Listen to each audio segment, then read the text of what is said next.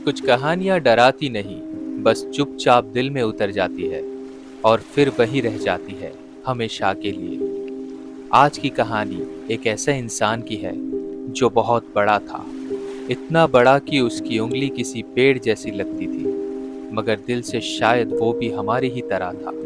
समंदर ने उसे किनारे पर ला फेंका और इंसानियत ने उसे धीरे धीरे भुला दिया। ये कहानी है एक डूबे हुए रहस्य की, जिसे देखने तो सब आए मगर समझ कोई नहीं पाया। इस कहानी की शुरुआत होती है समंदर की धीमी लहरों के शोर से। एक सुबह समंदर की लहरें कुछ अलग सी लग रही थी। लोगों ने जाकर देखा कि समंदर के किनारे कुछ बहुत ही बड़ा और विशालकाय आकर पड़ा है। जब पास जाकर देखा तो सब हैरान रह गए। वो कोई लकड़ी या चट्टान नहीं थी, वो था एक विशालकाय इंसान, बिल्कुल हमारी तरह, मगर सैकड़ों गुना बड़ा, बिना कपड़ों के, शांत और मरा हुआ। कुदरत के इस चमत्कार को दूर से कुछ देर तक निहारने के बाद शहर के लोग दौड़ते हुए उसके पास आए। कोई उसकी उंगली छू रहा था, कोई उसके सीने पर चढ़कर फोटो खींच रहा था। एक जवान लड़की उसकी बड़ी सी नाक पर चढ़कर डांसिंग पोज दे रही थी। कुछ बच्चे उसकी छाती से गर्दन की ढलान पर स्लाइडिंग कर रहे थे, तो कुछ लोग उसकी त्वचा पर अपना नाम लिख रहे थे। एक चमत्कार धीरे धीरे तमाशा बन गया। लोग बहुत ही जल्द भूल गए कि वो भी हमारी तरह इंसान था। उसने भी शायद कभी सपने देखे होंगे, कभी हंसा या रोया होगा, और कभी अकेला भी महसूस किया होगा। मगर भीड़ को उससे कोई फर्क नहीं पड़ा। उन्हें सिर्फ उसकी बड़ी सी बॉडी दिखी, उसकी इंसानियत नहीं। फिर आया एक शख्स, चुपचाप, शांत। वो कोई आम आदमी नहीं था, वो था एक वैज्ञानिक, स्टीवन। वो हर रोज उस बड़े इंसान के पास जाता, बैठकर उसे देखता, जैसे पूछ रहा हो, क्या तुम कभी हंसे थे? क्या तुम्हें कभी दर्द हुआ था? उसे फर्क पड़ता था, क्योंकि वो जानता था ये कोई जादू नहीं, बल्कि किसी की कहानी है। कभी वो भी एक जिंदा इंसान रहा होगा, उसका भी कोई परिवार रहा होगा। स्टीवन उस जाइंट में जिंदगी ढूंढ रहा था। वो चाहता था कि वो बस एक बार ही सही उठ खड़ा हो। उसके मन में कई सवाल थे जो उस जाइंट से वो पूछना चाहता था। उसकी दुनिया के बारे में जानना चाहता था और अपनी दुनिया के बारे में बताना चाहता था। वक्त गुजरा और स्टीवन को भी आखिर ये स्वीकार करना पड़ा कि वो जो चाहता है वो मुमकिन नहीं। कुछ दिनों बाद वो विशाल शरीर सड़ने लगा, चिड़िया मांस नोचने लगी, लोग हड्डियां काट कर ले गए। उसकी एक हड्डी कसाई की दुकान के बाहर लटक गई, खोपड़ी खेत में सड़ती रही, और उसका प्राइवेट पार्ट सर्कस में वेल के प्राइवेट पार्ट को बताकर दिखाया जाता था। कोई अब उसे इंसान नहीं मानता था, वो अब एक मजाक बन चुका था। अब कोई नहीं जानता था कि वो कौन था, वो बस एक भूली हुई चीज बन चुका था।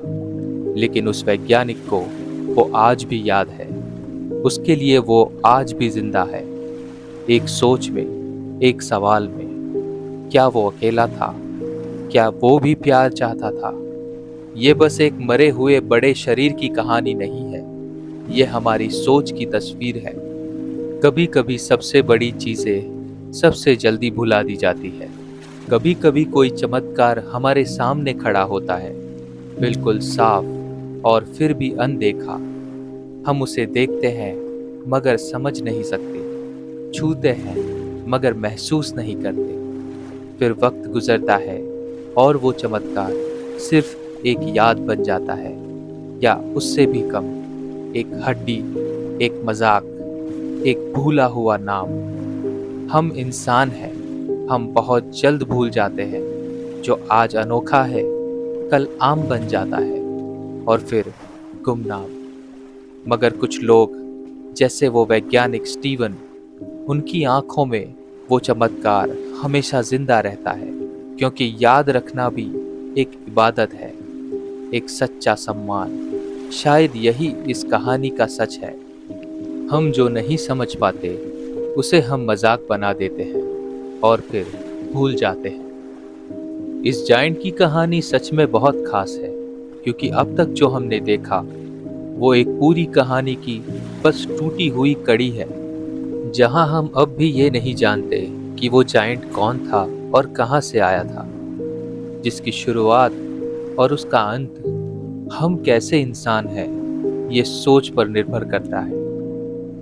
हम इंसान हर दिन ऐसी कई टूटी हुई कहानियों को देखते और सुनते हैं, ज्यादातर अपनों की, अपने दोस्तों की, और कभी कभार बिल्कुल अजनबियों की, जिनमें से ज्यादातर कहानियों को हम वो सम्मान नहीं दे पाते हैं जो वो डिजर्व करती है, और अक्सर किसी के दर्द का अनजाने में ही सही मजाक बना के रख देते हैं। जैसे कि वो भीड़, उन्हें जैसे ही पता चलता है कि उस जाइंट से उन्हें कोई भी खतरा नहीं है, तब वो उसका मजाक बना देते हैं और उसकी पिछली कहानी के बारे में उनको कुछ भी जानने की जरूरत महसूस नहीं होती।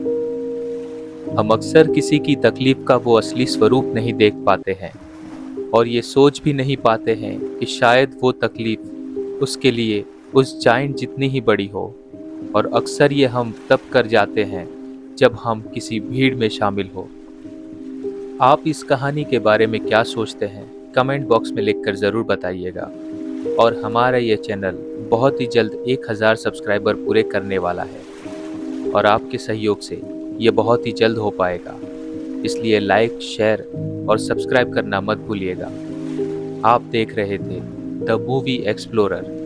मिलते हैं एक और नई कहानी के साथ। तब तक के लिए आप सभी का धन्यवाद।